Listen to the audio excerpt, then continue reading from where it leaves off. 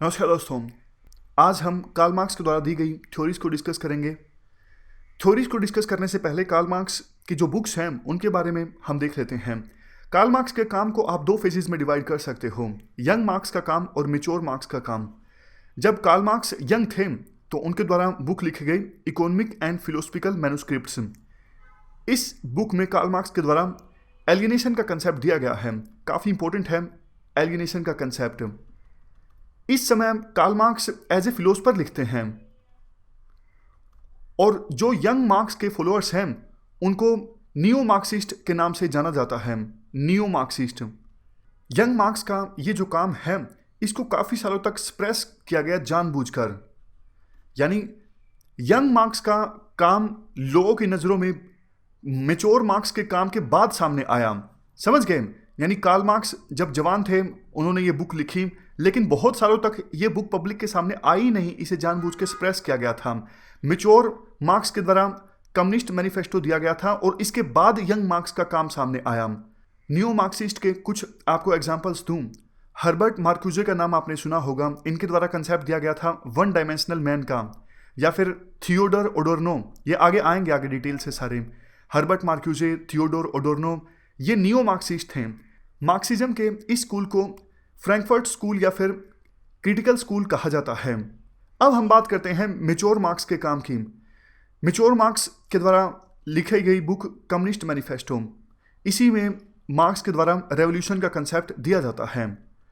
Mature marks के followers को Orthodox Marxist के नाम से जाना जाता है। लेनिन, माओ, स्टालिन, ये सब ऑर्थोडॉक्स मार्क्सिस्ट हैं।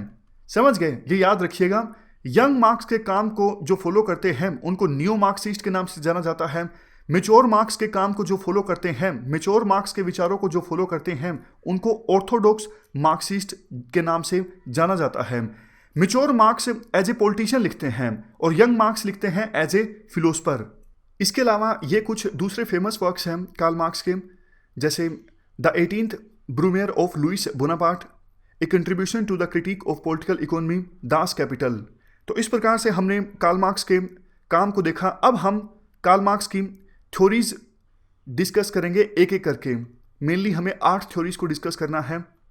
Historical materialism, dialectical materialism, theory of class and class struggle, analysis of capitalism, theory of revolution, socialism, communism, alienation. सबसे पहले शुरुआत करेंगे हिस्टोरिकल मेटेरियलिज्म से। हिस्टोरिकल मेटेरियलिज्म को डिस्कस करने से पहले हम हीगल के विचारों को समझेंगे। हीगल देखो डायरेक्टली सिलेबस में नहीं है, लेकिन जैसा हमने कल डिस्कस किया था, हीगल का इन्फ्लुएंस देखने को मिलता है कार्ल मार्क्स के विचारों पर। तो कार्ल मार्क्स की थ्योरीज हमको अच्छे से तब समझ में आएगी जब हम पहले हीगल के विचारों को समझेंगे। हीगल देखो जर्मनी के ऑफिशियल फिलोसफर थे। अब कोई पर्सन स्टेट का जब ऑफिशियल फिलोसफर होता है तो वो तो देखो स्टेट के लिए अच्छी अच्छी बातें बोलता है, स्टेट को फॉलो करना चाहिए, ये सब चीज़ें बोली जाएंगी उस पर्सन के द्वारा जो स्टेट का ऑफिशियल फिलोसफर है। तो हीगल प्रोशिया यानी आज का जो जर्मनी है उसके ऑफिशियल फिलोसफर थे। हीगल के द्वारा स्टेट की तुलना की जाती है गॉड से। हीगल कहते हैं स्टेट जो है वो धरती पर गॉड की एक फॉर्म है। हीगल के द्वारा ये भी बोला जाता है स्टेट एक एब्सोल्यूट आइडिया है, यानी यूनिवर्सल स्पिरिट है।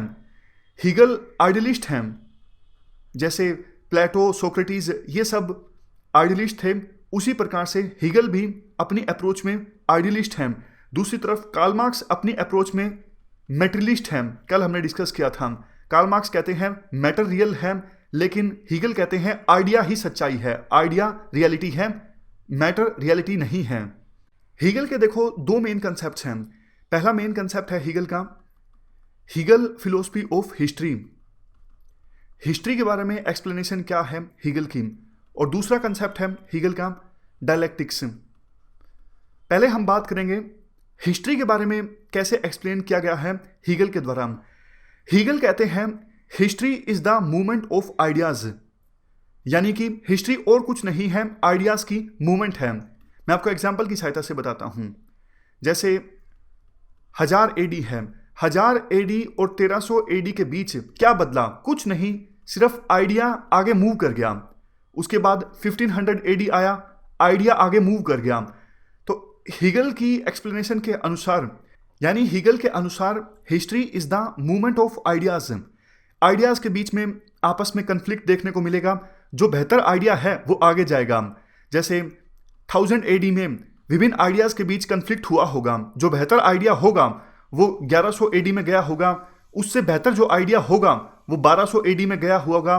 इस प्रकार से हीगल कहते हैं हिस्ट्री में आइडियाज के बीच कन्फ्लिक्ट होता है और जो बेहतर आइडिया है वो आगे मूव करता है। और हीगल के अनुसार ये जो मूवमेंट है आइडिया की कब खत्म होती है? ये मूवमेंट देखो आइडिया की तब खत्म होती है जब एब्सोल्यूट आइडिया मिल जाता है। समझ गए?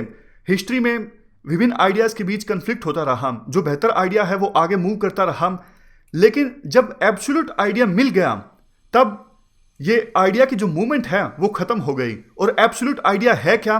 हीगल के अनुसार एब्सोल्यूट आइडिया है भगवान, यानी यूनिवर्सल स्पिरिट। और हीगल ये भी कहते हैं यूनिवर्सल स्पिरिट यानी एब्सोल्यूट आइडिया अर्थ पर देखने को मिलता है स्टेट की फॉर्म में। एक्चुअल में हीगल काफी मजेदार ढंग से एक्सप्लेन करते हैं, आप थोड़ा ध्यान से सुनिएगा। हीगल कहते हैं देखो सभी चीजों को भगवान ने बनाया है, यानी आप धरती पर लिविंग थिंग्स को देख लीजिए या फिर नॉन लिविंग थिंग्स को देख लीजिए, सब में आपको भगवान की झलक देखने को मिलेगी। सबसे पहले भगवान ने बनाई non living things, non living things के बाद भगवान ने बनाई लिविंग थिंग्स, और लिविंग थिंग्स में सबसे पहले बनाया प्लांट्स को, प्लांट्स के बाद आए बर्ड्स, एनिमल्स, मैन। अगर देखो आप इनको ध्यान से एनालाइज करोगे, यहां पर लाइफ का एवोल्यूशन होता जा रहा है। प्लांट्स के बाद बर्ड्स, बर्ड्स के बाद एनिमल्स, एनिमल्स के बाद मैन, मैन के बाद फैमिली। और हीगल इसे नाम क्या देते हैं?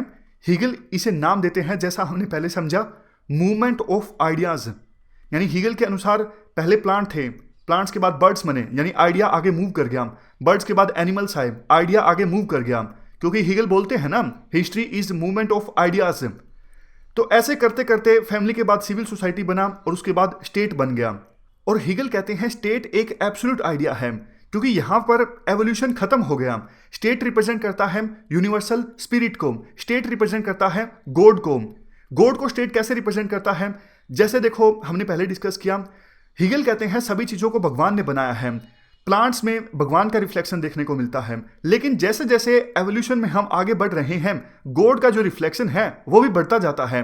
मतलब अगर प्लांट्स में 40% गॉड का रिफ्लेक्शन है तो बर्ड्स में 50%, एनिमल में 60%, मैन में 70%, फैमिली में 80%, सिविल सोसाइटी में 90% और स्टेट में गॉड का रिफ्लेक्शन है 100%।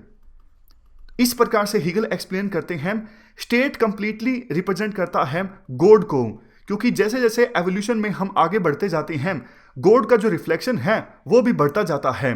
स्टेट कंप्लीटली गॉड को रिप्रेजेंट करता है, स्टेट एक एब्सोल्यूट आइडिया है, स्टेट एक यूनिवर्सल स्पिरिट है। यहां पर कुछ एग्जैक्ट लाइंस हैं जो कि हीगल के द्वारा बोली गई। हीगल कहते हैं state is highest creation of God, human history ends with the creation of state. जैसे ही स्टेट का निर्माण हुआ, ह्यूमन की हिस्ट्री खत्म हो गई। हीगल ये भी कहते हैं state is March of God on earth. इसलिए अगर हम स्टेट की पूजा कर रहे हैं, इसका मतलब हम भगवान की पूजा कर रहे हैं। इनडायरेक्टली देखो वो सारी बातें हीगल इसलिए बोलते हैं ताकि लोग स्टेट के जो भी कानून हैं उनको फॉलो करें, जो भी रूलर हैं उनकी बात माने। हीगल भी जैसे प्लेटो हैं वैसे ही हैं। कार्ल पॉपर आपको याद होगा, जिन्होंने प्लेटो को क्रिटिसाइज किया था, उन्होंने हीगल को भी क्रिटिसाइज किया था। जैसे प्लेटो ने सोच लिया था फिलोसफर किंग का कंसेप्ट देना है, तो उसी के हिसाब से उन्होंने कुछ भी थ्योरी बना दी। उसी प्रकार से हीगल को यह साबित करना था कि भगवान, स्टेट जो है वो भगवान की एक फॉर्म है, उसको साबित करने के लिए उन्होंने कुछ भी लिख दिया, कुछ भी थ्योरी बना दी। मतलब ये सब हम एग्जाम में लिख नहीं सकते, लेकिन आप समझो इस चीज को। वो हीगल की जो अप्रोच है वो डिडक्टिव है, उन्होंने डिसाइड पहले कर लिया है लेकिन थ्योरी बाद में दे रहे हैं। हीगल देखो एक बात ये भी बोलते हैं, स्टेट की नज़रों में सभी सिटीजन्स समान हैं। स्टेट का काम है सभी सिटीजन्स की वेलफेयर को इंश्योर करना, और गॉड का भी यही काम है, भगवान का भी यही काम है, सभी लोगों की वेलफेयर को इंश्योर करना। तो इसीलिए स्टेट जो है वो भगवान की एक फॉर्म है। हीगल कहते हैं state is institution of love. ये एक ऐसा इंस्टीट्यूशन है जहां पर सारी कॉन्ट्राडिक्शंस खत्म हो जाती हैं। कॉन्ट्राडिक्शंस का खत्म होना उसी सेंस में है जैसे हीगल कहते हैं आइडियाज़ के बीच में कन्फ्लिक्ट देखने को मिलता है। जो बेहतर आइडिया है वो आगे मूव करता है। जैसे जैसे इवोल्यूशन होता है अंत में स्टेट आता है, स्टेट में सारी कॉन्ट्राडिक्शंस खत्म हो जाती हैं और एब्सोल्यूट आइडिया इमर्ज होकर आता है। तो इस प्रकार से हमने हीगल ने हिस्ट्री को कैसे एक्सप्लेन किया है ये समझा, यानी हीगल की फिलोसफी ऑफ हिस्ट्री क्या है इस चीज़ को समझा। अब हम बात करेंगे मार्क्स के द्वारा क्या कुछ बोला गया है हीगल की फिलोसफी ऑफ हिस्ट्री पर। मार्क्स के सामने देखो एक चैलेंज है। हीगल कहते हैं state is March of God on earth, यानी स्टेट भगवान को रिप्रेजेंट करता है, जबकि मार्क्स का मेन मकसद है वर्कर्स को प्रेरित करना, वर्कर्स को मोटिवेट करना कि वो स्टेट के खिलाफ खड़े हों और स्टेट के खिलाफ रेवोल्यूशन करें। अब देखो, अगर वर्कर्स हीगल की बात मानेंगे तो वो कभी स्टेट के खिलाफ तो रेवोल्यूशन करेंगे ही नहीं, क्योंकि हीगल के हिसाब से तो स्टेट तो भगवान है। तो मार्क्स को पहले यह साबित करना होगा हीगल जो कुछ बोल रहे हैं वो झूठ बोल रहे हैं। मार्क्स कहते हैं Hegel was spreading false consciousness. False consciousness कल हमने डिस्कस किया था। ये एक वे ऑफ थिंकिंग है जो कि रोकती है लोगों को सही इकोनॉमिक और सोशल सिचुएशन जानने से। तो मार्क्स कहते हैं हीगल जो कुछ बोल रहे हैं वो एक फॉल्स कॉन्शियसनेस है, सही बातें नहीं हैं, ये सिर्फ झूठी बातें हैं, फॉल्स आइडियाज हैं। मार्क्स के शब्दों में अगर हम डिस्कस करें तो कार्ल मार्क्स कहते हैं Hegel is standing on his head, he has to stand on his feet. Marx कहते हैं हीगल के लिए उल्टे खड़े हैं। हीगल का जो सर है वो नीचे है और पैर ऊपर हैं। हीगल को सीधा खड़ा होना होगा, यानी पैर जमीन पे होने चाहिए और सर ऊपर होना चाहिए। इस प्रकार की बात कार्ल मार्क्स बोलते हैं हीगल के बारे में। आगे मार्क्स हीगल को क्रिटिसाइज करते हुए ये कहते हैं आइडिया रियलिटी नहीं है, असली रियलिटी है मैटर, यानी मैटर ही सच्चाई है। आइडिया तो फॉल्स कॉन्शियसनेस जनरेट करता है। मार्क्स की स्टेटमेंट है कोट करके, आइडिया जनरेट्स फॉल्स कॉन्शियसनेस, यानी आइडिया लोगों को सही इकोनॉमिक और सोशल सिचुएशन जानने से रोकता है। मार्क्स ये भी कहते हैं भगवान कुछ नहीं होता है, इंसान ने भगवान को बनाया है, यानी गॉड को बनाया है, गॉड ने इंसान को नहीं बनाया है। मार्क्स ये भी कहते हैं स्टेट वेलफेयर वगैरह कुछ नहीं करता है, स्टेट करता है एक्सप्लॉइट। मार्क्स कहते हैं state is instrument of exploitation, यानी स्टेट का इस्तेमाल किया जाता है जनता को, वर्कर्स को एक्सप्लॉइट करने के लिए। State is instrument of coercion, state love का इंस्टीट्यूशन नहीं है, कोर्जन का इंस्टीट्यूशन है। हीगल जो कुछ बोल रहे हैं वो एक आइडियोलॉजी है, वो उनकी फिलोसफी है और ideology generates false consciousness. Marx कहते हैं जो कुछ मैं बोल रहा हूं वो एक साइंस है, मैं आपको रियल पिक्चर प्रेजेंट कर रहा हूं स्टेट के बारे में। कार्ल मार्क्स इंटेलेक्चुअल क्लास को भी क्रिटिसाइज करते हैं। कार्ल मार्क्स कहते हैं इंटेलेक्चुअल क्लास जो है वो एक्सप्लोटर क्लास है। इंटेलेक्चुअल क्लास के द्वारा थ्योरीज डेवलप की जाती हैं ताकि जनता को मिसगाइड किया जा सके, जो एक्सप्लोइटेशन की जा रही है स्टेट के द्वारा उसे जस्टिफाई किया जा सके। तो इसीलिए कार्ल मार्क्स कहते हैं इंटेलेक्चुअल क्लास इज एक्सप्लोइटर क्लास। जो स्टेटमेंट्स हैं कार्ल मार्क्स की ये आप जरूर याद रखिएगा, जैसे 3-4 स्टेटमेंट जो अभी हमने डिस्कस की। Hegel is standing on his head and I have made him to stand on its feet, ये कार्ल मार्क्स की स्टेटमेंट है। नेक्स्ट स्टेटमेंट कार्ल मार्क्स की, idea generates false consciousness. Next statement, religion is opium of masses. Next statement, it is man that have made God rather than God that have made man. ये सारी statements आप याद रखिएगा। इनको या तो आप आंसर्स में सीधा का सीधा कोट कर सकते हो या फिर इन पर क्वेश्चन भी पूछा जा सकता है। नेक्स्ट हम बात करेंगे हीगल ने डायलैक्टिक्स से संबंधित क्या कुछ कहा। आपको याद होगा डायलैक्टिक्स का जो कंसेप्ट है वो सोक्रेटिस के द्वारा दिया गया था। सोक्रेटिस के अनुसार डायलैक्टिक्स यानी लॉजिकल आर्गुमेंटेशन या फिर डिबेट, डायलॉग, लॉजिकल रीजनिंग, ये एक मेथड है सच जानने का, सच को समझने का। होता क्या है डायलैक्टिक्स में, पहले होता है थीसिस, उसके बाद एंटीथीसिस और फिर निकल के आता है सिंथेसिस। मतलब थीसिस अगर आर्ग्यूमेंट्स हैं तो एंटीथीसिस होगा काउंटर आर्ग्यूमेंट्स और सिंथेसिस होगा कंसेंसस। ये प्रोसेस चलती जाएगी, यानी सिंथेसिस जो है वो फिर से थीसिस बनेगा, यानी आर्ग्यूमेंट्स बनेंगे, उसके खिलाफ फिर से काउंटर आर्ग्यूमेंट्स आएंगे, फिर से सिंथेसिस बनेगा। ये प्रोसेस चलती जाएगी जब तक अल्टीमेट सिंथेसिस प्राप्त नहीं हो जाता, यानी अल्टीमेट कंसेंसस प्राप्त नहीं हो जाता। हीगल ने डायलैक्टिक्स मेथड का इस्तेमाल किया ये समझने के लिए हिस्ट्री किस प्रकार से मूव करती है, यानी हिस्ट्री की मूवमेंट का नेचर क्या है, ये समझने के लिए हीगल ने डायलेक्टिक्स के कंसेप्ट का इस्तेमाल किया। जैसा हमने पहले समझा, हीगल के द्वारा बोला गया history is movement of ideas. और देखो, विभिन्न आइडियाज के बीच कंफ्लिक्ट देखने को मिलता है। फॉर एग्जाम्पल, कोई आइडिया 1 है, ये थीसिस है, और दूसरी तरफ आइडिया 2 है, ये एंटीथीसिस है। दोनों के बीच आइडिया 1 और आइडिया 2 के बीच टकराव होगा, और जो बेहतर आइडिया है वो आगे मूव करेगा, वो होगा सिंथेसिस। मान लीजिए इन दोनों आइडियाज के कंफ्लिक्ट में बेहतर आइडिया निकला आइडिया 2, ये फिर से थीसिस का काम करेगा, इसका टकराव होगा आइडिया 3 के साथ। मान लेते हैं इस टकराव में बेहतर आइडिया निकला आइडिया 3, यानी सिंथेसिस है आइडिया 3, जो कि नेक्स्ट प्रोसेस के लिए थीसिस का काम करेगा। इस प्रकार से आइडियाज के बीच कंफ्लिक्ट देखने को मिलेगा, डायलेक्टिक्स चलता रहेगा, जो बेहतर आइडिया है वो आगे मूव करेगा। तो इस प्रकार से हीगल ने डायलेक्टिक्स मेथड का इस्तेमाल किया, ये शो करने के लिए कि आइडिया कैसे कैसे हिस्ट्री में आगे मूव करता है, यानी हिस्ट्री में मूवमेंट किस प्रकार से होता है, हिस्ट्री में मूवमेंट का नेचर क्या है। आप इसे रियल टाइम एग्जांपल से समझ सकते हो। 1930s में फासिज्म आया था इटली में, और नाजिज्म आया था जर्मनी में। ये एक आइडिया है, फासिज्म एक आइडिया है। इस आइडिया का टकराव देखने को मिला डेमोक्रेसी के साथ। फासिज्म मानिए आइडिया 1 थीसिस है, एंटीथीसिस है डेमोक्रेसी, ये है आइडिया 2। दोनों के बीच टकराव देखने को मिला, जो बेहतर आइडिया था वो आगे मूव किया। फासिज्म तो आगे मूव नहीं किया, फासिज्म तो उसी समय खत्म हो गया।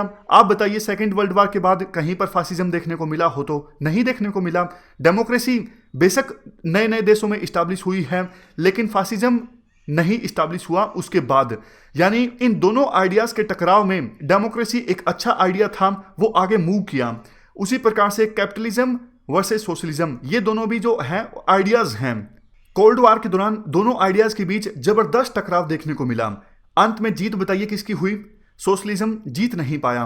कुछ थिंकर्स के द्वारा कहा जाता है यूएसएसआर का डिसइंटीग्रेशन जैसे हुआ, इसका मतलब कैपिटलिज्म का जो आइडिया था वो जीत गया और सोशलिज्म का आइडिया हार गया। लेकिन कुछ दूसरे थिंकर्स भी हैं जो कहते हैं अभी ये जो टकराव है वो खत्म नहीं हुआ है। ये पूरी डिबेट है, हम समझेंगे जब आइडियोलॉजीज को हम समझेंगे। फिलहाल आप इतना समझिए किस प्रकार से हीगल डायलेक्टिक्स के कंसेप्ट का इस्तेमाल करते हैं हिस्ट्री की मूवमेंट के नेचर को समझने के लिए। हीगल के द्वारा डायलेक्टिक्स के 3 लॉज दिए गए हैं। पहला लॉ है यूनिटी ऑफ ऑपोजिट्स, दूसरा लॉ है नेगेशन ऑफ नेगेशंस, तीसरा लॉ है क्वांटिटी चेंजेस इनटू क्वालिटी। एक एक करके डायलेक्टिक्स के ये लॉज जो हीगल के द्वारा दिए गए हैं इनको हम समझते हैं। सबसे पहले बात करते हैं फर्स्ट लॉ की। हीगल के द्वारा फर्स्ट लॉ ऑफ डायलेक्टिक्स दिया गया यूनिटी ऑफ अपोजिट्स। इसका मतलब देखो ये है, हर एक आइडिया के पीछे एक अपोजिट आइडिया भी है। अगर अच्छाई है तो बुराई है, कैपिटलिज्म है तो सोशलिज्म है, मोनार्की है तो डेमोक्रेसी है, राम है तो रावण है, आत्मा है तो दुरात्मा है। यानी हर एक आइडिया के पीछे एक अपोजिट आइडिया भी है। थीसिस है तो एंटीथीसिस भी है।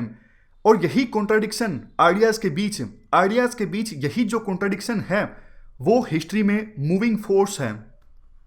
समझ गए यूनिटी ऑफ अपोजिट्स का क्या मतलब है? यूनिटी ऑफ अपोजिट्स का मतलब है हर एक आइडिया के पीछे एक अपोजिट आइडिया है, आइडियाज के बीच में कन्फ्लिक्ट्स हैं, और यही कॉन्ट्राडिक्शन, यही कन्फ्लिक्ट जो है वो हिस्ट्री में मूविंग फोर्स है। सेकंड लॉ डायलेक्टिक्स का जो हीगल के द्वारा दिया गया नेगेशन ऑफ नेगेशंस, मैं आपको एग्जाम्पल की सहायता से बताता हूँ। मान लीजिए ये एक आइडिया है, आइडिया 1, और ये एक आइडिया है, आइडिया 2। इस आइडिया 1 में इतना ट्रूथ है और इतना लाई है, यानी फॉल्सनेस है, और इस आइडिया 2 में इतना ट्रूथ है, इतना लाई है, यानी फॉल्सनेस है। दो आइडियाज का आपस में टकराव होगा, जो नेगेटिविटी है वो नेगेट हो जाएगी, यानी ये जो लाई है वो नेगेट हो जाएगा। आइडिया 2 में ये जो लाई है, झूठ है, ये यहाँ पे नेगेट हो जाएगा।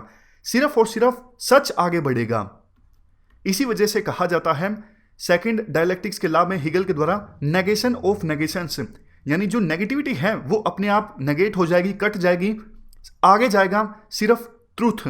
आगे जाते जाते जब सारी नेगेटिविटीज कट जाएंगी, यानी सारी कॉन्ट्राडिक्शंस खत्म हो जाएंगी, आइडिया के बीच में जो भी कन्फ्लिक्ट्स थे सभी कन्फ्लिक्ट्स खत्म हो गए, अब अल्टीमेट ट्रूथ सामने आएगा उस समय पर, यानी आइडियाज के जो मूवमेंट है उस समय पर रुक जाएगी। इस पल को कहा जाता है एंड ऑफ हिस्ट्री, यानी हिस्ट्री अब खत्म हो चुकी है। हिस्ट्री थी मूवमेंट ऑफ आइडियाज, आइडियाज के बीच कन्फ्लिक्ट था, जैसे जैसे आगे जा रहे थे कन्फ्लिक्ट कम होते जा रहा था, लेकिन जैसे ही कन्फ्लिक्ट खत्म हो जाता है आइडियाज के बीच, इसका मतलब अब आइडियाज की मूवमेंट रुक चुकी है, हिस्ट्री खत्म हो चुकी है। अब बात करते हैं हीगल के द्वारा डायलैक्टिक्स का जो तीसरा लॉ दिया गया, क्वांटिटी चेंजेस इनटू क्वालिटी। देखो, क्वांटिटी का मतलब तो अमाउंट से होता है, बुक में पेजेस की संख्या 10 है, 20 है, 50 है, यानी क्वांटिटी मैटर कर रही है। क्वालिटी का मतलब होता है नेचर कैसा है चीज़ का। हम कहते हैं बुक अच्छी है, गंदी है, मतलब नेचर कैसा है, क्वालिटी कैसा है, पेजेस की क्वालिटी कैसी है, अच्छी क्वालिटी है या फिर खराब क्वालिटी है। क्वांटिटी का मतलब होता है संख्या से, क्वालिटी का मतलब होता है चीज़ के नेचर से। इस लॉ में हीगल के द्वारा ये बोला गया, चेंज जो आता है, बदलाव देखो ओवरनाइट नहीं आता है, एक ही रात में बदलाव नहीं आ जाता है। जब हम किसी चीज़ की क्वांटिटी को चेंज करते रहते हैं, एक ऐसा टर्निंग पॉइंट आता है, हमें यह लगता है उस चीज़ की क्वालिटी चेंज हो चुकी है। फिर से बोलता हूँ, हीगल अपने तीसरे लॉ में ये बोलते हैं, जब हम किसी चीज़ की क्वांटिटी चेंज करते रहते हैं, एक पॉइंट ऐसा आता है जिसे आप टर्निंग पॉइंट कह सकते हो, उस पॉइंट पर उस चीज़ की क्वालिटी भी चेंज हो जाती है। अब हम एग्जाम्पल की सहायता से समझते हैं। आप देखो, किसी लिक्विड को गर्म करते हो, धीरे धीरे आप टेम्परेचर को इंक्रीज कर रहे हो, टेम्परेचर की जो क्वांटिटी है उसे आप इंक्रीज करते जा रहे हो। पहले 10 था, 50, 60, 70 इंक्रीज करते जा रहे हो आप टेम्परेचर की क्वांटिटी को, संख्या को। एक पॉइंट ऐसा आएगा, टर्निंग पॉइंट, लिक्विड का जो नेचर है वो चेंज हो जाएगा, यानी लिक्विड आ जाएगा गैसियस फॉर्म में। वो टर्निंग पॉइंट यानी वो टेम्परेचर जिस पे लिक्विड गैसियस फॉर्म में कन्वर्ट हो जाता है, उस पॉइंट को, उस टेम्परेचर को कहा जाता है टर्निंग पॉइंट। समझ गए? टेम्परेचर को आप इंक्रीज करते गए, क्वांटिटी इंक्रीज होती गई, एक पॉइंट ऐसा आएगा जब लिक्विड गैसियस फॉर्म में आएगा, यानी क्वालिटी चेंज हो गई। एक और एग्जांपल आप समझ सकते हो, मान लीजिए आपके पास एक पेज है, क्या आप उस पेज को बुक कह सकते हो? नहीं, उस पेज को आप बुक नहीं कह सकते, लेकिन आप पेजेस की संख्या को बढ़ाते जाओगे, एक टर्निंग पॉइंट ऐसा आएगा, काफ़ी सारे पेज इकट्ठे हो जाएंगे, आप इस सिचुएशन में होंगे कि उन इकट्ठे पेजेस को आप बुक की संज्ञा दे सकोगे। देखो, यहाँ पे आप ज़्यादा मत सोचिएगा, हो सकता है कि काफ़ी सारे पेज एक साथ हो तो उन्हें नोट्स भी कहा जा सकता है, नहीं। आप एग्जाम्पल को एग्जाम्पल के लिए समझिए, मतलब टेक्निकलिटीज़ पर मत जाइए, कहने का एसेंस समझिए। क्वांटिटी जो है उसे आप चेंज करते जाओगे, एक पॉइंट ऐसा आएगा, जिस चीज़ की आप क्वांटिटी चेंज कर रहे हो, एक पॉइंट ऐसा आएगा जिसे कहते हैं टर्निंग पॉइंट, उसके बाद उसकी क्वालिटी चेंज हो जाएगी। यहां पर एक इंपॉर्टेंट बात यह भी बोली गई हीगल के द्वारा, देखो, क्वालिटी चेंज होने के बाद जो नई चीज़ है वो ऐसा नहीं कि कंप्लीटली न्यू होगी। मान लीजिए लिक्विड वेपर में कन्वर्ट हो गया, क्वालिटी चेंज हो गई, ऐसा तो नहीं है ना कि वेपर जो है वो कंप्लीटली न्यू फॉर्म है। जो नई फॉर्म है वो ओल्ड पर आधारित है। मान लीजिए पानी है, पानी को हम वाटर को गर्म करते जाते हैं, टेम्परेचर की क्वांटिटी को इंक्रीज करते जाते हैं, एक टर्निंग पॉइंट आएगा, वो वाटर कन्वर्ट हो जाएगा वेपर फॉर्म में, यानी गैसियस फॉर्म में। अब देखो, क्वालिटी चेंज हो गई, लेकिन गैसियस फॉर्म में भी है तो वाटर ही ना, यानी नया जो चेंज आया है, नई चीज जो है वो कंप्लीटली न्यू नहीं है, वो ओल्ड पर ही आधारित है। इवन आप बुक का एग्जाम्पल ले सकते हो, कई सारे पेज हमने इकट्ठे कर दिए, बुक बन गई, लेकिन ऐसा तो नहीं है ना कि बुक कोई कंप्लीटली नई चीज है, पेजेस को मिला के ही तो बुक बनी है। तो इसी वजह से हीगल कहते हैं, new is not completely separated from old, it is grounded in the old. नई चीज कंप्लीटली ओल्ड से अलग नहीं है, नई चीज जो है वो ओल्ड पर ही आधारित है। अब बात आती है कार्ल मार्क्स क्या कुछ बोलते हैं हीगल के डायलैक्टिक्स मेथड के बारे में। कार्ल मार्क्स के द्वारा देखो, हीगल के डायलैक्टिक्स मेथड को अपनाया जाता है थ्योरीज देने के लिए, लेकिन जैसा हीगल का डायलैक्टिक्स मेथड है, ठीक वैसे का वैसा मेथड कार्ल मार्क्स नहीं अपनाते हैं। कार्ल मार्क्स कहते हैं हीगल के डायलैक्टिक्स कंसेप्ट के बारे में, हिस्ट्री इसलिए नहीं चेंज करती कि आइडियाज़ के बीच में डायलैक्टिक्स होता है। याद होगा आपने हीगल ने क्या कहा था, आइडियाज़ के बीच कन्फ्लिक्ट होता है, बेटर आइडिया आगे मूव करता है, और यही हिस्ट्री की मूवमेंट है। कार्ल मार्क्स, आपको पता है, मैटर को रियलिटी बताते हैं। कार्ल मार्क्स कहते हैं आइडियाज़ के बीच में कन्फ्लिक्ट नहीं होता, कन्फ्लिक्ट होता है मैटर के बीच में। मैटर के बीच में कन्फ्लिक्ट होता है, मैटर के बीच में डायलैक्टिक्स होता है, और यही हिस्ट्री की मूवमेंट है। तो इस प्रकार से कार्ल मार्क्स के द्वारा हीगल के डायलैक्टिक्स कंसेप्ट को यूज किया गया है, लेकिन चेंज के साथ। हीगल कहते हैं आइडियाज़ के बीच कन्फ्लिक्ट होता है, डायलैक्टिक्स देखने को मिलता है, और इस प्रकार से हिस्ट्री आगे मूव करती है। लेकिन कार्ल मार्क्स ये कहते हैं मैटर के बीच कन्फ्लिक्ट होता है, मैटर के बीच डायलैक्टिक्स होता है, और ये हिस्ट्री की मूवमेंट है।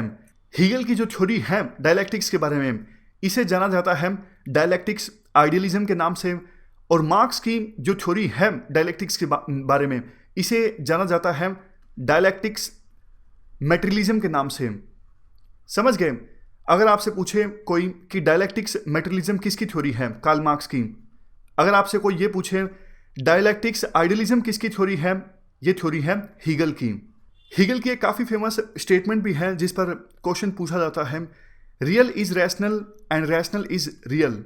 इसके बाद हम मार्क्स की थ्योरी से डिस्कस करना स्टार्ट करते हैं। सबसे पहले हम डिस्कस करेंगे मार्क्स की थ्योरी हिस्टोरिकल मेटेरियलिज्म। अभी देखो, कुछ देर पहले हमने डिस्कस किया, हीगल ये कहते हैं idea is the moving force of history. इसका मतलब ये है आइडियाज़ के बीच में कन्फ्लिक्ट्स देखने को मिलता है, आइडियाज़ के बीच डायलैक्टिक्स देखने को मिलता है, बेहतर आइडिया आगे मूव करता है, और ये प्रोसेस चलती रहती है तब तक जब तक कि एब्सोल्यूट आइडिया नहीं मिल जाता। जब एब्सोल्यूट आइडिया मिल जाता है तो इसका मतलब हिस्ट्री का अंत हो जाता है। अब मार्क्स हीगल को ये बोलते हैं, हीगल भैया, मैं आपकी डायलैक्टिक्स की बात को तो मान लेता हूं, डायलैक्टिक्स देखने को मिलता है, लेकिन आइडिया के बीच डायलैक्टिक्स नहीं देखने को मिलता। डायलैक्टिक्स देखने को मिलता है मैटर के बीच। हिस्ट्री को समझने के लिए मार्क्स दो चीज़ों के बीच डिस्टिंक्शन क्रिएट करते हैं। डिस्टिंक्शन मतलब भेद। एक तो है, देखो, मीन्स ऑफ प्रोडक्शन। ध्यान से सुनिएगा, काफ़ी इंपॉर्टेंट कंसेप्ट है। दो चीज़ों के बीच डिस्टिंक्शन करते हैं मार्क्स। पहली चीज़ है मीन्स ऑफ प्रोडक्शन, और दूसरी चीज़ है social relations of production. Means of production क्या है? लैंड, कैपिटल, टेक्नोलॉजी, ये सारी चीज़ें जिनकी सहायता से आप प्रोडक्ट्स बनाते हो, उनको कहा जाता है मीन्स ऑफ प्रोडक्शन। अच्छा, अब सोशल रिलेशंस ऑफ प्रोडक्शन क्या है? देखो, कोई एक पर्सन तो प्रोडक्ट को बना नहीं देगा। मान लीजिए कोई फैक्ट्री है, प्रोडक्ट्स को बनाती है, पेन को बना रही है, मान लीजिए कोई फैक्ट्री का मालिक होगा, कोई मैनेजर होगा, कोई मजदूर होगा, हर तरह के लोग हैं ना फैक्ट्री में पेन को बनाने के लिए। तो सोशल रिलेशन ऑफ प्रोडक्शन का मतलब ये है कि मैन और वुमेन किस प्रकार की रिलेशनशिप में एंटर करते हैं प्रोडक्ट्स को मैन्युफैक्चर करने के लिए, उसे कहा जाता है social relation of factor. Factory का मालिक और वर्कर्स एक प्रकार की रिलेशनशिप में एंटर कर रहे हैं ना प्रोडक्ट्स को बनाने के लिए, तो ये क्या है? ये है सोशल रिलेशंस ऑफ प्रोडक्शन। इन दोनों चीज़ों को मिला दिया जाए, यानी means of production plus social relation of production को मिला दिया जाए, तो मतलब हो जाता है मोड्स ऑफ प्रोडक्शन। एक बार आप रुकिए, मैं आपको तस्वीर दिखाता हूं। वैसे ये तस्वीर मुझे आपको बाद में दिखानी थी, लेकिन आप नीचे वाले पोर्शन पे फोकस कीजिए। ऊपर वाले पोर्शन को अभी एक बार मत देखिए, आप सिर्फ नीचे वाले पोर्शन को देखिए। मोड्स ऑफ प्रोडक्शन में दो चीज़ें होती हैं, एक फोर्सेस ऑफ प्रोडक्शन और दूसरा रिलेशंस ऑफ प्रोडक्शन।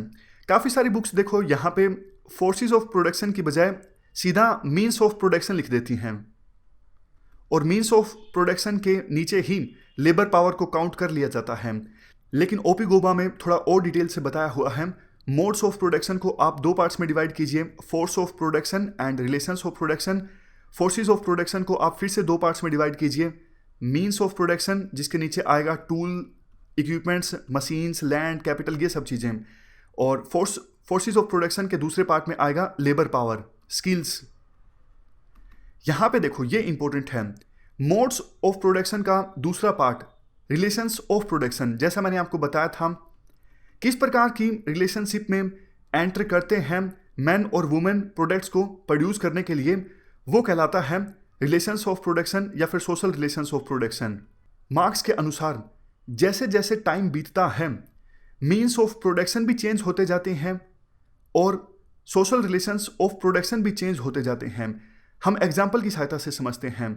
आप एक बात बताइए, 1000 AD, 1500 AD, 1700 AD, 1900 AD और 2000 AD, जैसे जैसे हम आगे मूव कर रहे हैं इक्विपमेंट्स की जो टेक्नोलॉजी है वो इंप्रूव हो रही है या फिर डिक्रीज हो रही है। नॉर्मल सा आंसर है, जैसे जैसे टाइम बीतता रहा है टेक्नोलॉजी जो है वो इंप्रूव हो रही है, इक्विपमेंट्स जो हैं वो चेंज हो रहे हैं लेकिन इंप्रूव्ड इक्विपमेंट्स हैं। कहने का एसेंस साफ है, हिस्ट्री में समय के अनुसार टेक्नोलॉजी इंप्रूव होती गई है, यानी मीन्स ऑफ प्रोडक्शन जो हैं वो चेंज होते गए हैं। अब बात करते हैं सोशल रिलेशंस ऑफ प्रोडक्शन की। देखो, इतिहास में सोशल रिलेशंस ऑफ प्रोडक्शन जो हैं वो भी चेंज होते रहे हैं। सोशल रिलेशंस ऑफ प्रोडक्शन की डेफिनेशन मत भूलिएगा, मैन और वुमेन किस रिलेशनशिप में एंटर करते हैं प्रोडक्ट्स को प्रोड्यूस करने के लिए। सोशल रिलेशंस ऑफ प्रोडक्शन कैसे चेंज होते रहे हैं इतिहास में, आप ये देखिए। 1000 AD से पहले मास्टर और स्लेव का कंसेप्ट बहुत ज़्यादा हुआ करता था।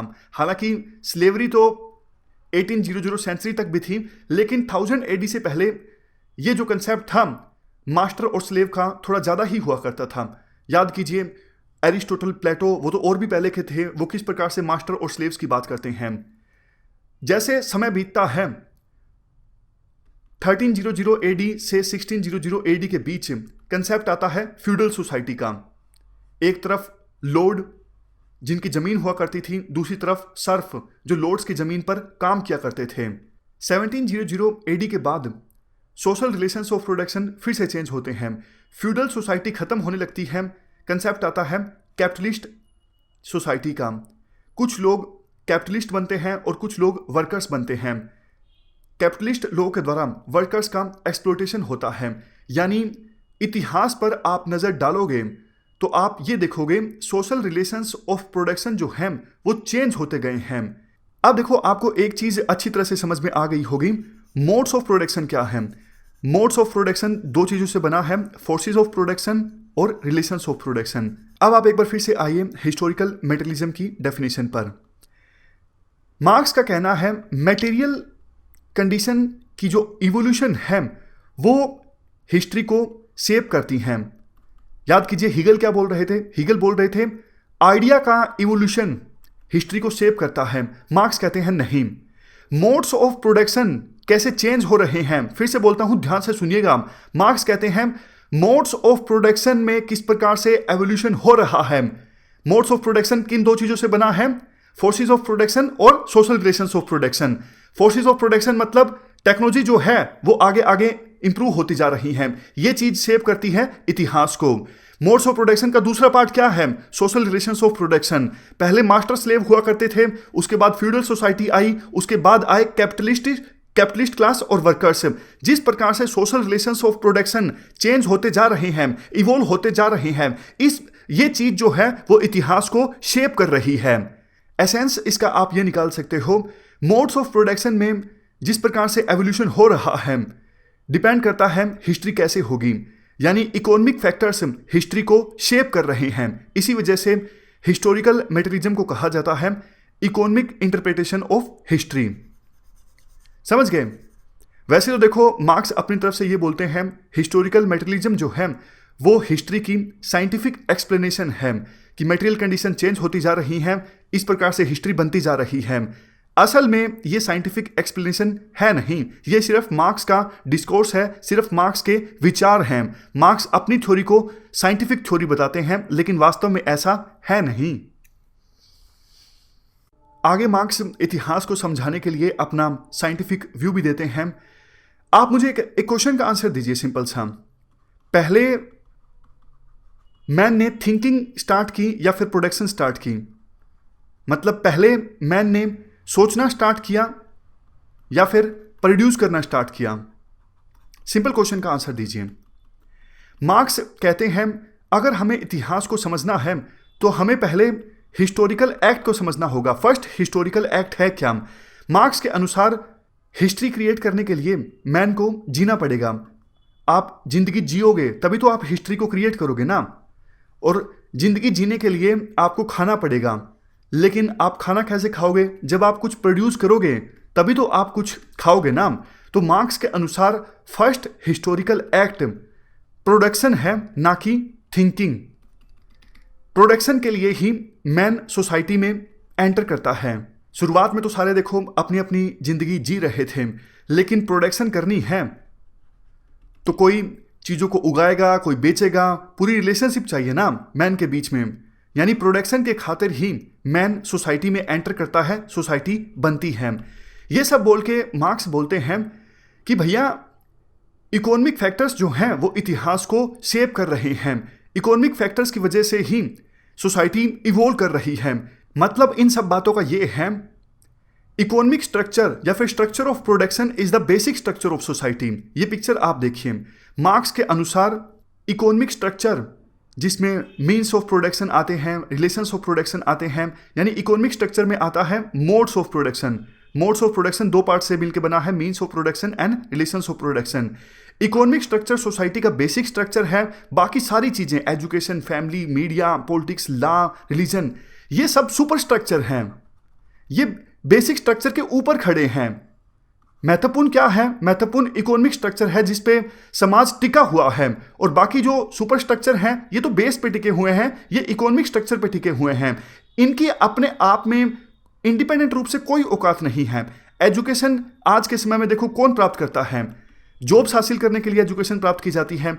देखो आप मार्क्स के अनुसार उन आइडियलिस्ट चीज़ों में मत जाइए, क्योंकि मार्क्स तो आइडियलिस्ट है ही नहीं ना कि नॉलेज प्राप्त की जाती है जिंदगी जीने के लिए। जिंदगी की असली हैप्पीनेस जो सोक्रेटिस बोला करते थे रियल नॉलेज में है। मार्क्स कहते हैं ऐसा भैया कुछ नहीं है, एजुकेशन हासिल की जाती है इकोनॉमिक फैक्टर्स के लिए, पैसा कमाने के लिए। उसी प्रकार से पॉलिटिक्स, लॉ, रिलीजन, मार्क्स के हिसाब से ये सारी चीजें कहीं ना कहीं इनके पीछे का जो रीजन है वो है इकोनॉमी। बहुत ही इंपॉर्टेंट कंसेप्ट है। मार्क्स के हिसाब से सुपर स्ट्रक्चर बेस से अलग नहीं है, यानी लॉ, रिलीजन, ये सब चीजें इकोनॉमी से अलग नहीं है, ये सिर्फ इकोनॉमी का रिफ्लेक्शन है। यहां पर देखो ये इंपॉर्टेंट बात बोली जाती है मार्क्स के द्वारा। मार्क्स ये भी कहते हैं जो देखो इकोनॉमिक स्ट्रक्चर पर कंट्रोल रखते हैं वो सुपर स्ट्रक्चर पर भी कंट्रोल रखते हैं। जैसे देखो जिनके पास पैसा है वो एजुकेशन को कंट्रोल करते हैं, मीडिया को कंट्रोल करते हैं, पॉलिटिक्स को कंट्रोल करते हैं, लॉ को कंट्रोल करते हैं, रिलीजन को कंट्रोल करते हैं। यानी जिनका कब्जा है इकोनॉमिक स्ट्रक्चर पर वो ऑटोमेटिकली सुपर स्ट्रक्चर को कंट्रोल करेंगे। ये भ्रम फैलाया जाता है सुपर स्ट्रक्चर जो है वो न्यूट्रल वे में काम करते हैं। बोला नहीं जाता कि मीडिया न्यूट्रल वे में काम करता है या फिर एजुकेशन न्यूट्रल है, पॉलिटिक्स न्यूट्रल है, ऐसा कुछ नहीं है। जिसका कब्जा है इकोनॉमिक स्ट्रक्चर पर वो सारी चीजें मैनिपुलेट कर रहा है, वो हर एक चीज डिसाइड कर रहा है। मीडिया कैसा चलेगा, पॉलिटिक्स कैसा चलेगा, लॉ कैसा बनेगा, धर्म को आगे कैसा ले जाया जाएगा, हर एक चीज उन लोगों के द्वारा डिसाइड की जा रही है जिनका इकोनॉमिक स्ट्रक्चर पर कब्जा है, जिनका मोड्स ऑफ प्रोडक्शन पर कब्जा है। आज के समय में कैपिटलिस्ट लोग, पहले फ्यूडल लॉर्ड्स, उससे पहले मास्टर्स। एसेंस आप समझ गए ना? एसेंस यही है, जिन लोगों का कब्जा है मोड्स ऑफ प्रोडक्शन पे, जिन लोगों का कब्जा है इकोनॉमिक स्ट्रक्चर पे, जो लोग डोमिनेंट क्लास के हैं वो सुपर स्ट्रक्चर्स को कंट्रोल करते हैं, वो चर्च को कंट्रोल करते हैं, वो स्टेट को कंट्रोल करते हैं। ये भ्रांति फैलाई जाती है स्टेट, चर्च, मीडिया ये इंडिपेंडेंट रूप से काम करते हैं। ऐसा कुछ नहीं होता, ये सिर्फ और सिर्फ फॉल्स कॉन्शियसनेस है। अब कुछ इंपॉर्टेंट क्वेश्चंस मार्क्स उठाते हैं। क्या वर्कर्स स्टेट से न्याय की उम्मीद कर सकते हैं, जस्टिस की उम्मीद कर सकते हैं? नहीं कर सकते। क्या सिचुएशन बदल सकती है अगर पॉलिटिकल रिफॉर्म्स आ जाएं? मार्क्स कहते हैं नहीं, क्योंकि जब तक इकोनॉमिक स्ट्रक्चर चेंज नहीं होगा पॉलिटिकल रिफॉर्म आ भी जाएं कुछ फर्क नहीं पड़ता। पॉलिटिकल रिफॉर्म्स से फर्क नहीं पड़ेगा, इकोनॉमिक रिफॉर्म से पड़ेगा। इकोनॉमिक स्ट्रक्चर को चेंज करना होगा, क्योंकि इकोनॉमिक स्ट्रक्चर बेसिक स्ट्रक्चर है और पॉलिटिकल स्ट्रक्चर तो सिर्फ सुपर स्ट्रक्चर है जो बेस पे टिका हुआ है। मार्क्स उसके बाद क्वेश्चन उठाते हैं, चाहिए क्या? चाहिए ये कि जो बेसिक स्ट्रक्चर है उसमें बदलाव लाया जाए, मोड्स ऑफ प्रोडक्शन जो है इसमें बदलाव लाया जाए। कैसे लाया जा सकता है मोड्स ऑफ प्रोडक्शन में बदलाव, यानी बेसिक स्ट्रक्चर में बदलाव कैसे लाया जा सकता है? रेवोल्यूशन की सहायता से, विद्रोह करके। और क्या रेवोल्यूशन पीसफुल होगा? मार्क्स कहते हैं नहीं, रेवोल्यूशन पीसफुल नहीं होगा। क्यों नहीं होगा? देखो, आज के समय में जिनका इकोनॉमिक स्ट्रक्चर पर कब्जा है, अंबानी अदानी जैसे लोग या फिर जो अमीर अमीर लोग हैं, आप उनकी प्रॉपर्टी छीनोगे तो क्या वो चुप रहेंगे? आप उनकी जायदाद छीनोगे, क्या वो चुप रहेंगे? नहीं रहेंगे। तो इसीलिए मार्क्स कहते हैं रेवोल्यूशन कभी भी शांतिपूर्वक हो ही नहीं सकता, क्योंकि डोमिनेंट क्लास जब भी रेवोल्यूशन होगा, जो डोमिनेंट क्लास है, वो क्लास जिनका इकोनॉमिक स्ट्रक्चर पर कब्जा है, वो रेसिस्ट करेंगे, वो रेवोल्यूशन को होने से रोकेंगे। तो जो वायलेंस है यानी खून खराबा जो है, वो रेवोल्यूशन में होगा ही होगा। अब आप ये तस्वीर देखिए, अब आपको आसानी से समझ में आ जाएगा हिस्टोरिकल मेटेरियलिज्म की टाइमलाइन क्या है। सोसाइटी देखो दो स्ट्रक्चर्स पे टिकी है, एक बेस यानी इकोनॉमिक स्ट्रक्चर, इकोनॉमिक स्ट्रक्चर के अंदर आते हैं मोड्स ऑफ प्रोडक्शन, और दूसरा है सुपर स्ट्रक्चर। सुपर स्ट्रक्चर में जो भी चीज़ें आती हैं, religion, social practices, literature, art, culture, इनका कोई अलग से औकात नहीं है, अलग से इनकी कोई वैल्यू नहीं है, सिर्फ बेस का रिफ्लेक्शन है ये चीज़ें। जिनका कब्जा है इकोनॉमिक स्ट्रक्चर पर, जिनका कब्जा है मोड्स ऑफ प्रोडक्शन पे, उनका कब्जा है सुपर स्ट्रक्चर के अंदर जो चीज़ें आती हैं उन पर भी। इसीलिए सुपर स्ट्रक्चर के अंदर जो चीज़ें आती हैं जस्ट रिफ्लेक्शन ऑफ बेस। आगे देखो, मार्क्स ये बोलते हैं विभिन्न क्लासेस के बीच, जैसे देखो मास्टर्स और स्लेव्स के बीच, आगे लॉर्ड्स और सर्व्स के बीच, और आज के समय में कैपिटलिस्ट और वर्कर्स के बीच जो कन्फ्लिक्ट्स हैं वो इनहेरेंट हैं, यानी कन्फ्लिक्ट्स होगा ही होगा। मास्टर और स्लेव के बीच, लॉर्ड्स और सर्व के बीच, कैपिटलिस्ट क्लास के लोग और वर्कर क्लास के लोगों के बीच, क्योंकि देखो दोनों के इंटरेस्ट आपस में कन्फ्लिक्ट करेंगे। कैपिटलिस्ट क्लास के लोग पैसा कैसे कमाएंगे? वर्कर्स को एक्सप्लॉइट करके। क्या कैपिटलिस्ट क्लास के लोग वर्कर्स को एक्सप्लॉइट करना बंद कर देंगे? नहीं करेंगे। आपस में दोनों क्लासेस के इंटरेस्ट टकराते रहेंगे, आपस में इनका सुलझा नहीं हो सकता। मार्क्स ये भी कहते हैं कि देखो बाकी जो आइडेंटिटीज हैं, कास्ट की आइडेंटिटी, रिलीजन की आइडेंटिटीज, कुछ नहीं है, ये सब आइडेंटिटीज बकवास हैं, ये सिर्फ फॉल्स कॉन्शियसनेस है। असली आइडेंटिटी एक ही है, वो है क्लास की आइडेंटिटी। मतलब आप कैपिटलिस्ट क्लास में आते हो या फिर वर्कर क्लास में आते हो, यही एकमात्र असली आइडेंटिटी है। बाकी रिलीजन की आइडेंटिटी, कास्ट की आइडेंटिटीज सब फॉल्स कॉन्शियसनेस है, बकवास है। मैटर यही करता है आप कौन सी क्लास में आते हो। वर्कर क्लास से आह्वान भी करते हैं मार्क्स, पूरे वर्ल्ड के वर्कर से मार्क्स आह्वान करते हैं, ये आपके इंटरेस्ट में है, आप एकजुट हो जाओ, आप एकजुट हो जाओ और रेवोल्यूशन करो। ऐसा आह्वान मार्क्स के द्वारा वर्कर क्लास के लोगों से किया जाता है। मार्क्स आगे ये भी कहते हैं पूंजीपति क्लास के लोगों के द्वारा, यानी बुर्जुआ क्लास के लोगों के द्वारा नेशन, रिलीजन, ये सब चीजें इन्वेंट की गई हैं ताकि वर्कर जो हैं उनकी एकजुटता को तोड़ा जा सके, उनकी सॉलिडारिटी को तोड़ा जा सके। मार्क्स के अनुसार देखो मुस्लिम गरीब है और मुस्लिम अमीर है, दोनों के इंटरेस्ट आपस में कन्फ्लिक्ट करेंगे। हिंदू गरीब है, हिंदू अमीर है, दोनों के इंटरेस्ट आपस में कन्फ्लिक्ट करेंगे। लेकिन हिंदू गरीब और मुस्लिम गरीब दोनों के इंटरेस्ट तो सेम है ना। अगर मुस्लिम गरीब है, हिंदू गरीब है, दोनों के इंटरेस्ट सेम है, उनको विद्रोह करना चाहिए। उनके इंटरेस्ट जो है कन्फ्लिक्ट करेंगे अमीर लोगों के साथ, चाहे अमीर मुस्लिम हो या फिर अमीर हिंदू हो। लेकिन धर्म के नाम पर वर्किंग क्लास के लोगों की एकजुटता को तोड़ने के लिए पूंजीपति क्लास के लोगों के द्वारा नेशन और रिलीजन जैसी चीजों को इन्वेंट किया गया है। ये सब फॉल्स कॉन्शियसनेस है और कुछ नहीं है। नेक्स्ट आता है मार्क्स का कॉन्शियसनेस का कंसेप्ट। मार्क्स देखो कॉन्शियसनेस में, सोल में, स्पिरिट में, इन सब चीजों में विश्वास नहीं करते हैं। मार्क्स कहते हैं कॉन्शियसनेस कुछ नहीं है, ये सिर्फ एक भ्रांति है।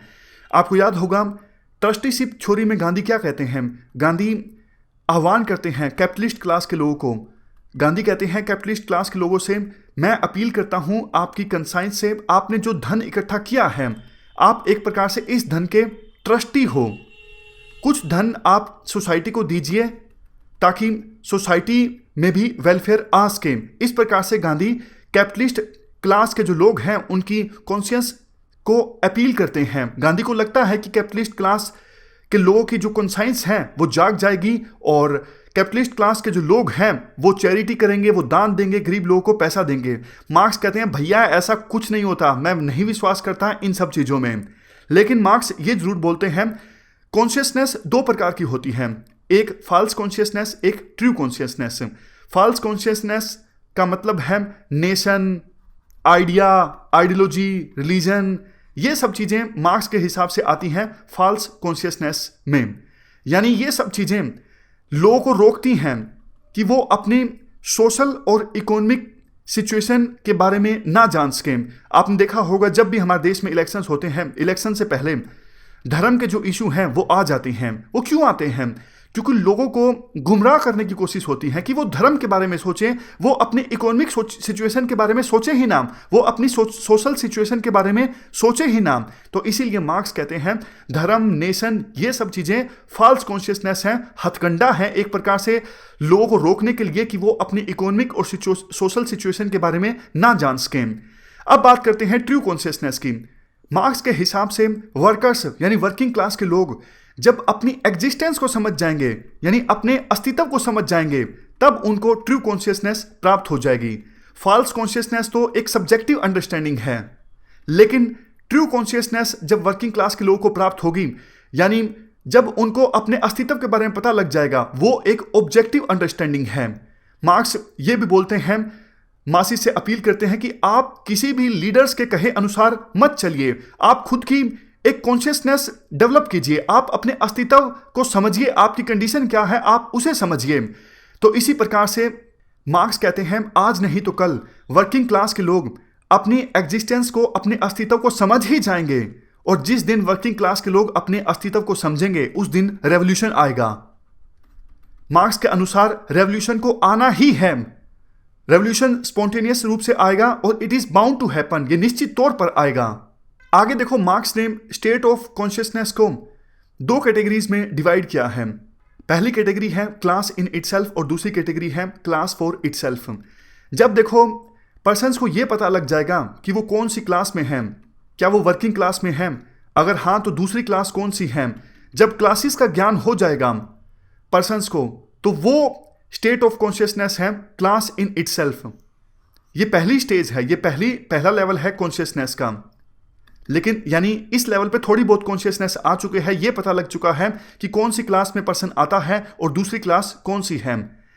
उसके बाद देखो दूसरी स्टेज तब आती है जब एक्सप्लॉयटेशन बहुत ज़्यादा बढ़ जाता है, यानी कैपिटलिस्ट क्लास के लोग वर्किंग क्लास के लोगों पर इस हद तक एक्सप्लॉयटेशन करना स्टार्ट कर देते हैं कि वर्किंग क्लास के लोगों के लिए सहन करना मुश्किल हो जाता है।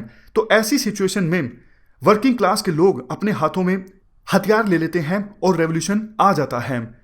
For example Indian independence movement, जब देखो अंग्रेजों ने अत्याचार बहुत ज़्यादा कर दिया था इंडियंस पे, इंडियंस को सहन करना बहुत ज़्यादा मुश्किल हो गया था, तो उस समय हमने संघर्ष करना स्टार्ट कर दिया था अंग्रेजों के खिलाफ, यानी रेवोल्यूशन आ गया था।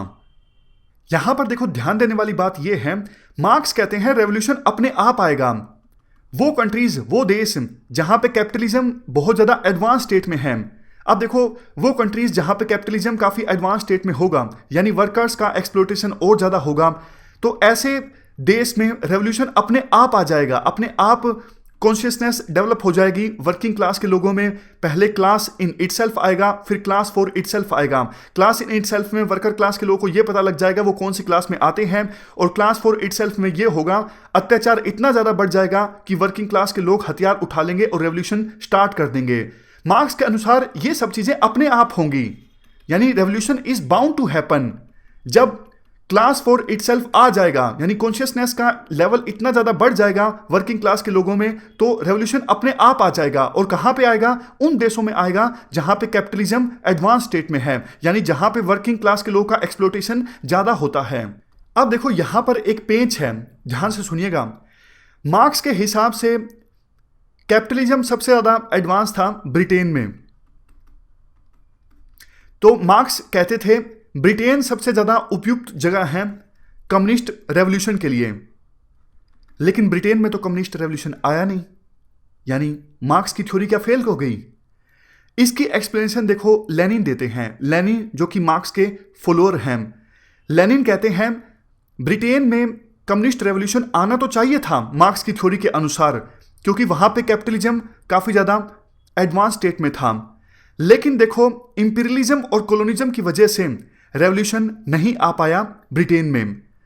ब्रिटेन, आपको पता है ब्रिटेन ने बहुत सारी कॉलोनीज इस्टेब्लिश करके रखी थी। फॉर एग्जांपल इंडिया से वेल्थ लूटते थे ब्रिटेन वाले, अपने देश में लेके जाते थे। लेनिन के अनुसार कॉलोनिज्म और इंपीरियलिज्म से जो वेल्थ लूटी गई थी ब्रिटेन के द्वारा, उस वेल्थ का इस्तेमाल किया गया ब्रिटेन के द्वारा कम्युनिस्ट रेवोल्यूशन को अवॉइड करने के लिए। समझ गए? फिर से रिपीट करता हूं। मार्क्स कहते थे कि कैपिटलिज्म जहां एडवांस स्टेट में होगा वहां पे रेवोल्यूशन अपने आप आ जाएगा, और उन्होंने जगह भी सजेस्ट की ब्रिटेन में कम्युनिस्ट रेवोल्यूशन आएगा, लेकिन ब्रिटेन में कम्युनिस्ट रेवोल्यूशन नहीं आया।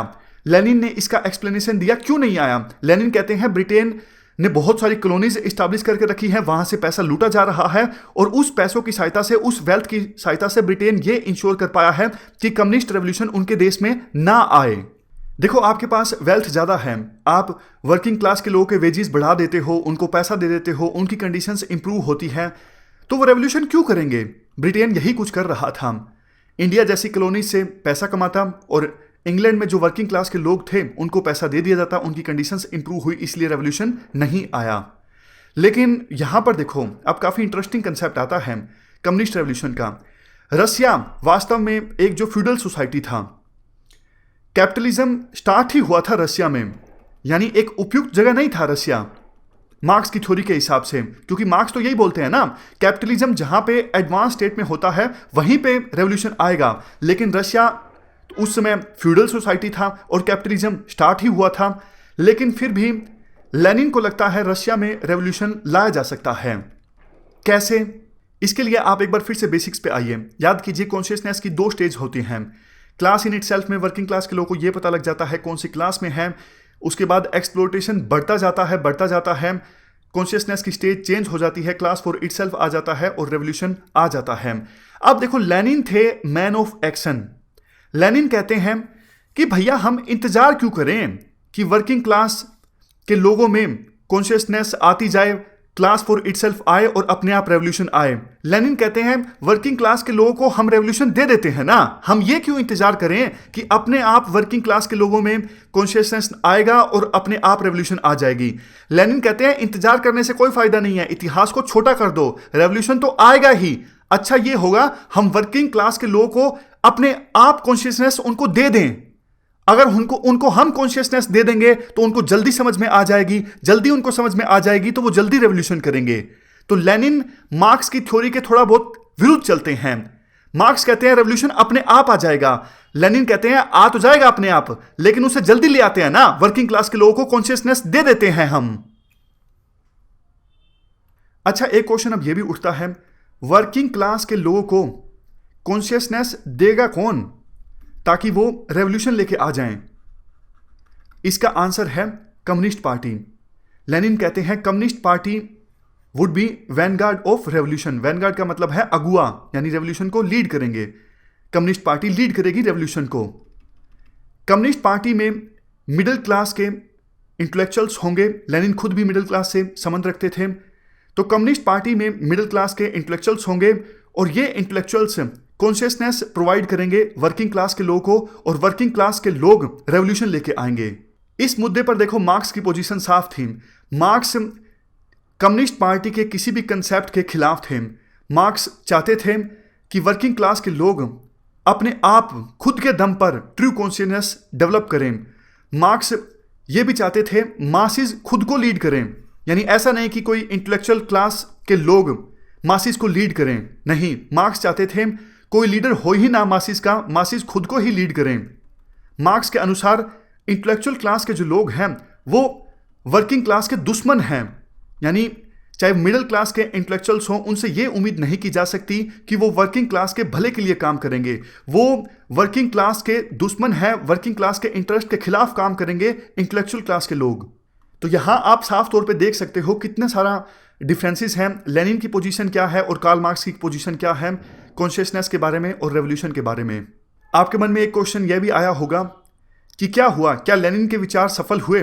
देखो, लेनिन के विचार सफल नहीं हुए। रशिया में रेवोल्यूशन आया तो सही 1917 में, लेकिन लेनिन ने जो कुछ सोचा था वो ग्राउंड पे कभी इंप्लीमेंट नहीं हुआ।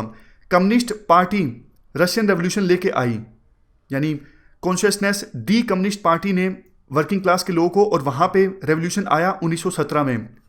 लेकिन कम्युनिस्ट पार्टी के जो लीडर्स थे उन्होंने पावर को अपने हाथों में सेंट्रलाइज कर लिया, यानी कुछ ही हाथों में कॉन्सेंट्रेट होकर रह गई पावर, और रशिया एक डिक्टेटरशिप कंट्री बन गया, यानी डिक्टेटर रूल आ गया रशिया में।